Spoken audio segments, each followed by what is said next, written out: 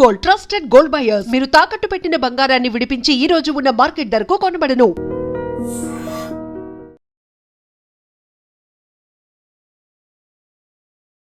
నమస్తే, welcome to I dream. నా పేరు వలి. ప్రస్తుతం నాతో పాటు స్టూడియోలో ఉన్నారు family counsellor, public speaker Rajani Rama garu. మేడంతో మాట్లాడదాం. మేడం నమస్తే. మేడం, వైష్ణవి హత్య కేసు రాష్ట్ర వ్యాప్తంగా ఎంత సంచలనమైందో మనం చూసాం. నిజంగా వాళ్ళ కుటుంబ సభ్యులు బాధపడుతూ ఉన్నారు. సమాధి దగ్గరికి వెళ్ళి రోధిస్తున్నటువంటి దృశ్యాలు కూడా మనం చూస్తున్నాం. ఇప్పుడు ఆ హంతకుడు ఎవరైతే ఉన్నారో వైష్ణవి భర్త హరిబాబు జైల్లో ఒక డ్రామా స్టార్ట్ చేసినట్టుగా సమాచారం వస్తుంది. నాకు వైష్ణవి గుర్తొస్తూ ఉంది, వైష్ణవి లేని బతుకు నాకెందుకు, నేను కూడా చచ్చిపోతాను, నన్ను చంపేయండి, లేదంటే మీరు ఇప్పుడు ఉరి తీసేయండి అని చెప్పి హంగామా చేస్తున్నట్టుగా సమాచారం వస్తుంది. మొన్న ఆయనకి ఆరోగ్యం బాగాలేనప్పుడు ఆసుపత్రిలో కూడా ఇదే విధంగా వైద్యులకి సహాయ నిరాకరణ చేశాడు, నాకేం ట్రీట్మెంట్ వద్దు, నేను చచ్చిపోతా, ఇలాంటి డ్రామాలు ప్లే చేస్తూ ఉన్నాడు. అంటే దీన్ని ఏ విధంగా చూడాలి? తన పశ్చాత్తాపడుతున్నాను, శిక్ష తగ్గించుకోవడానికి వేస్తున్న డ్రామాగా చూడాలా? మీకు ఎలా అర్థమైంది? ఇప్పటికిప్పుడు పశ్చాత్తాపడితే ఆయనకి శిక్ష ఏం తగ్గించరు. నేనే చంపాను అని చెప్పిన శిక్ష ఏం తగ్గించరు. నువ్వు మామూలుగా చంపలేదు, లేకపోతే ఊరికనే చంపలేదు, ఒక పని కట్టుకుని కక్ష కట్టి ఒక చిన్న అమ్మాయిని నిండు జీవితాన్ని బలి తీసుకున్నావు. అదే హర్ష రాణా అనే అబ్బాయికే 13 సంవత్సరాలు బెడ్లో ఆయన పాపం తీసుకుని మెర్సిక్కిల్ కోసం సుప్రీంకోర్టు గడపకి వెళ్ళి నానా అవస్థలు పడితే తల్లిదండ్రులు దానికి మల్లగుల్లాలు పడి చివరికి తీర్పు ఇచ్చి అబ్బాయికి మెర్సిక్కిల్ ఇచ్చారు. అది గౌరవనీయమైనటువంటి మరణాన్ని ప్రసాదించారు. ఇలాంటి వాళ్ళకి ఇస్తారా? నన్ను చంపేయండి అది ఇది అని అంటే చేసేస్తారా వాళ్ళు? అంటే వీళ్ళు అంత ఏమంటారంటే సిల్లీగా అనమాట, అవహేళనగా ఒక సమాజం యొక్క విలువ, సమాజంలో ఉన్న ఈ దేని విలువ కూడా వీళ్ళకి తెలియకుండా ఇలా తయారయ్యారనమాట వీళ్ళు. అదే చెప్తున్నా, చదువుకున్న వాళ్ళు ఇలాగే బిహేవ్ చేస్తున్నారు, చదువు లేని వాళ్ళు అలాగే ఆలోచిస్తున్నారు. నాలెడ్జ్ అనేది వెరీ ఇంపార్టెంట్. వలి గారు, నాలెడ్జ్ లేకుండా ఇష్టం వచ్చినట్టు మాట్లాడకూడదు. అది తెలియకపోతే వదిలేయాలి అక్కడికి, అంతే.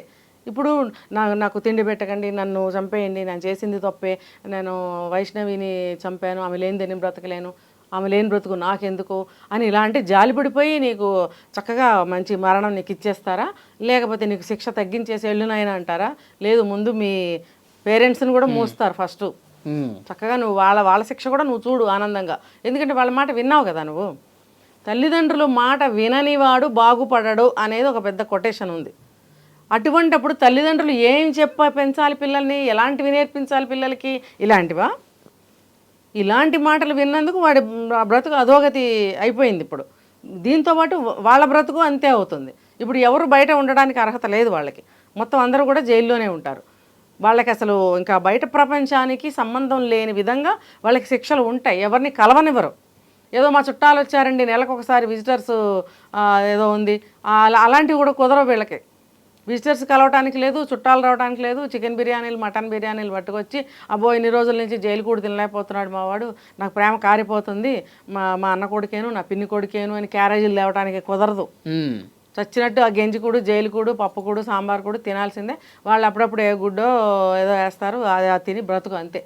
నీకు బయట ప్రపంచంతో సంబంధాలు ఉండవు.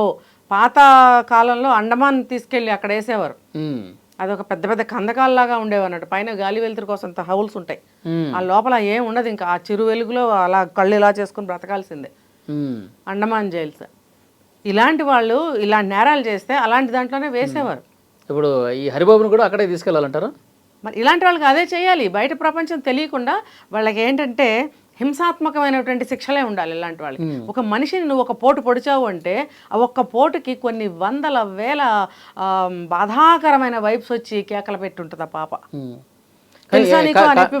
ఎంత దారుణం మేడం, కడుపుతో ఉందా, 4 నెలల కడుపుతో ఉన్నటువంటి అమ్మాయిని.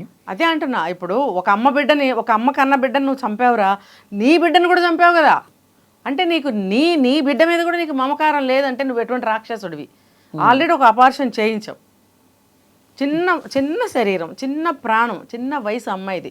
ఆ అమ్మాయికి నువ్వు ఒక అబార్షన్ చేయించడమే కాకుండా మళ్ళీ ఇప్పుడు 5th మంత్ ప్రెగ్నెంట్ అయితే నువ్వు ఎక్కడ పడితే అక్కడ పొడుస్తావా?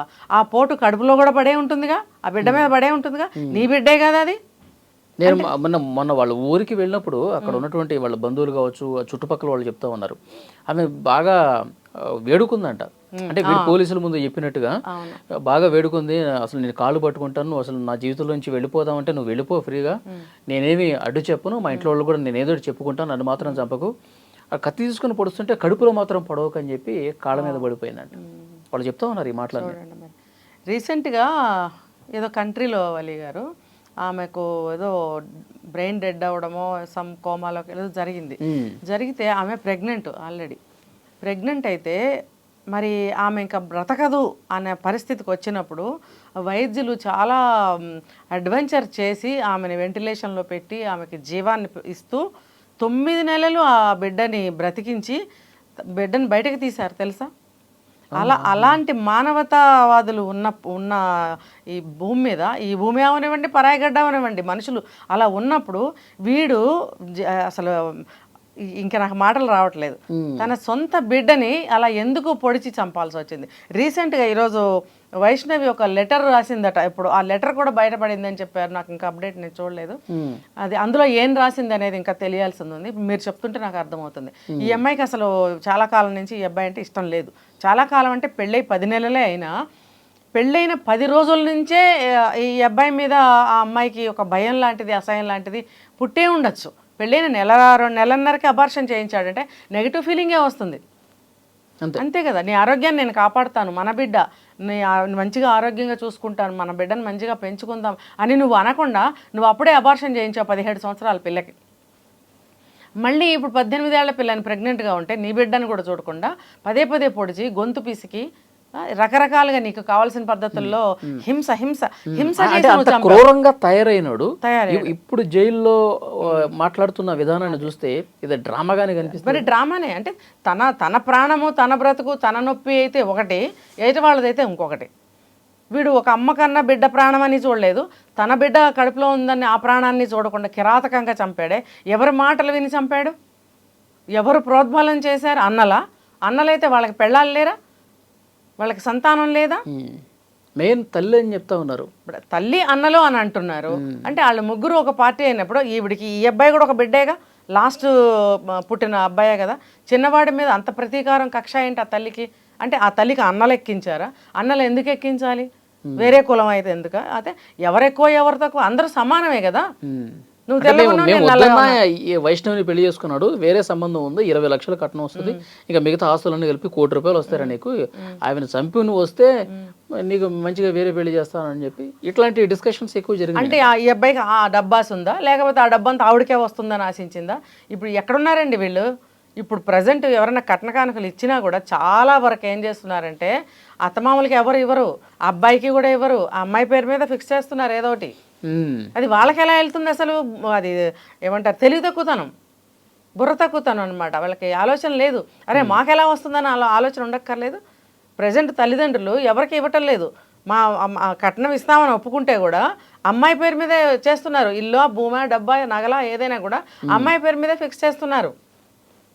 అలా చేస్తున్న అమ్మాయి మీద అటాకులు చేస్తున్నారు. అది పక్కన పెడితే తల్లిదండ్రులు అనేవాళ్ళు కొంచెం మేల్కొన్నారనే చెప్పాలి. మొత్తం తీసుకెళ్ళి అంటే రక్తాన్ని చెమటగా మార్చి జీవితం అంతా మూటలు కట్టి ఆడపిల్ల కోసం ఉంచి వాళ్ళెవరి చేతిలోనో పెట్టడం అంత వివేకం అనేది ఇంకొకటి లేదు. వాళ్ళ కూతురికి ఇచ్చుకుంటున్నారు ప్రజెంట్. అది కూడా కొన్ని చోట్ల ఫెయిల్ అవుతుంది. అది కూడా ఇవ్వద్దని నేను చెప్తున్నాను. కూతురు పేరు మీద ఇచ్చినా సరే మా పేరు మీద మార్చు, లేకపోతే మాకు ఇవ్వు, లేకపోతే ఇల్లు కొందాము, ఇట్లాగా ఏమంటారంటే పీడిస్తున్నారు. ఆ టార్చర్ భరించలేక వీళ్ళు సంతకాలు పెట్టాడు. మనం చూసాం ఇలాంటి కేసు ఒక సంవత్సరం క్రితం అక్కడ జరిగింది మనకి. బలవంతంగా సంతకాలు పెట్టించుకున్నారు అని చెప్పి. అలా అమ్మాయి పేరు మీద పెడితే కూడా సంతకాలు. కాబట్టి అసలు కట్నాలే ఇవ్వకండి. కట్నాలు ఇవ్వకుండా పెళ్ళిళ్ళు కూడా జరుగుతున్నాయి. ఇప్పుడు ఆ సిచ్యువేషన్ కూడా ఉంది. ఇన్ని మార్పులు, ఇన్ని డెవలప్మెంట్స్ సమాజంలో జరుగుతుంటే వీళ్ళు ఏ జమానాలో ఉన్నారు? ఇంకా కట్నం వస్తుంది, ఎక్స్ట్రా వస్తుంది, దీన్ని చంపే ఇంకో పెళ్లి చేసుకో అంటే నీకు వస్తుందా, నీ కొడుకు వస్తుందా, నీ పెద్ద కొడుకు వస్తుందా, ఎవరికి వస్తుంది ఇదంతా? ఇప్పుడు జైల్లో మగ్గుతున్నారు కదా. జైల్లో మగ్గుతున్నారు. ఇస్తారు ఇప్పుడు వాళ్ళు, ఇస్తారు కట్నం చక్కగా గట్టిగా ఇస్తారు, వడ్డీలతో సహా ఇస్తారు. బాగా తాట తీయాలి రోజు కూడాను. ఏదో సినిమాలో చూపిస్తారు కదా, అండర్వేర్ ఒకటి వేసి రోజు కొడతా ఉంటారు. అట్లా చేయాలి వీళ్ళకి. బ్రతికుండగానే జీవోత్సవాలు. అట్లా రియల్ ఇన్సిడెంట్లు కూడా అట్లా చేసి 3rd డిగ్రీ అనేది అంటారు, అలాంటివి చేసి పబ్లిక్ ముందు వదలాలి మేడం. వదిలితే గానీ ఇలాంటివి చేయడానికి భయపడతారు. అవును, అది మనకి కనపడకుండా చేస్తారు కదా. పబ్లిక్కి వాళ్ళు ఏం చేస్తున్నారు ఎవరికి తెలియకుండా పోతుంది. సినిమాల్లో చూస్తున్నాం అంత నాటకం అనుకుని వచ్చేస్తున్నాం. రియల్గా కూడా వీళ్ళు ఏమి శిక్ష వేస్తున్నారు అనేది శాంపిల్ వదలాలి. అవును, అప్పుడే భయం అనేది భయం అనేది మనిషికి ఉండాలి. అది ఎక్కడ భయం ఉండాలి అక్కడ భయం ఉండనే ఉండాలి. ఆ భయం అనేది లేదు. విచ్చలవిడి పోలీసులు ఏం చేస్తారని, ఎన్కౌంటర్ చేస్తారని, ఉరిదీస్తారా, ఆ భయంతోనే ఈ డ్రామాలన్నీ ఆడుతున్నట్టుగా ఉంది. మృగంలాగా ప్రవర్తించడము, ఇప్పుడు కాళ్ళు పట్టుకోవడము, డ్రామాలు ఆడటమునా. అన్నలేమో 13 మంది ఉండి ఒకటే ఏడుస్తున్నారు, ఇప్పుడు టాటూలు వేయించుకుంటున్నారు. అసలు ఆ చిన్నపిల్లని ఎలా కాపాడుకోవాలి అనేది మీకు ముందు తెలీదా? సరే, ఆ అబ్బాయి మంచోడనే ఇచ్చారు, చెడ్డోడని మీరు కాపలా కాయమని నేను చెప్పట్లేదు. మంచోడు అయినప్పటికీ కూడా అంతమంది ఉన్నప్పుడు వస్తూ పోతూ అంతా చూసుకుంటుంటే వాడి బుద్ధి అనేది వీళ్ళకి కొంచెం అవగాహన అయ్యేది. పెళ్ళి అయిపోయింది కదా, ఎవరి పనుల్లో వాళ్ళు ఉన్నారా? కాపలా కాస్తాం, వాడు ఏ క్షణం ఎట్లా ఏ మృగంలో తయారవుతాడు అన్నట్టు. ఇంకొకటి చెప్పనా, ఇంటి దొంగని ఈశ్వరుడు పట్టలేడని వాడిని తెచ్చి ఇంట్లో పెట్టుకోవటం వల్ల అసలు కానలేదు వాళ్ళు. అదే వేరే కాపురం పెట్టినట్టయితే ఏమన్నా చూసుకునేవారేమో. అవును, అసలు నిజంగా ఇది చాలా ఆశ్చర్యకరం. ఇంట్లో సొంత ఇంట్లోనే ఒక పక్కన తల్లిదండ్రులు ఉన్నారు, ఇంకొక రూమ్ లో వాళ్ళు ఉన్నారు, వాళ్ళు ఉండగానే చంపేసిపోయాడు. ఎదురుగుండా మళ్ళీ మాది బ్రష్ చేసుకుంటూ, బ్రష్ అంటే బయట గొళ్ళెం పెట్టినప్పుడు వీడికి అనుమానం వచ్చింది తల్లికి. బయట బ్రష్ చేసుకునేటప్పుడు బయట గొళ్ళెం ఎందుకు పెట్టాలి? అసలు గబుక్కుని గొళ్ళెం తీసి లోపలికి వెళ్తే దొంగ అప్పుడే పట్టుబడేవాడు, వాడిని చితగ్గొట్టేవాళ్ళు, వీళ్ళు చంపేవారు వాడిని. సో డెఫినెట్గా ఇలాంటి వాళ్ళని చాలా కఠినంగా శిక్షించాల్సిన అవసరం అయితే ఉంది. చూద్దాం మేడం ఏం జరగబోతుందో. Thank you very much. నిజంగా ప్రస్తుతం ఉన్నటువంటి సమాజం దేనికి ప్రయారిటీ ఇస్తుంది? ఆర్థిక సంబంధాల చుట్టూ మాత్రమే తిరుగుతుంది. మళ్ళీ ఎన్నికలంగానే చాలా విరక్తి కలుగుతున్నాం. మంచి అనిపిస్తుంది కదా, లేడీస్ కూడా ఛాలెంజింగ్ జాబ్స్ చేసినప్పుడు చాలా బాగుంటుంది.